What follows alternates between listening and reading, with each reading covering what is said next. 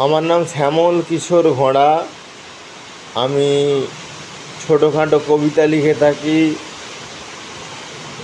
একটি কবিতা পড়ে শোনাচ্ছি। কবিতার নাম প্রেম।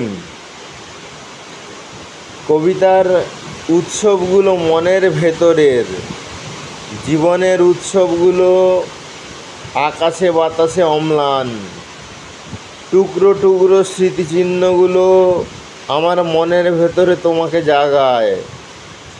ঘুম ভেঙে তুমি চেয়ে দেখো এই পৃথিবী আলোতে আলোতে ভরা।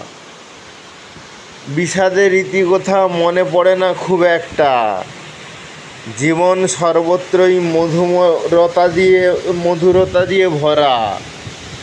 আলো আঁধারিতে পড়ে আছে তোমার ভালোবাসা। আমার গান গাওয়াগুলো পথে পথে পথ হারায়। নমস্কার।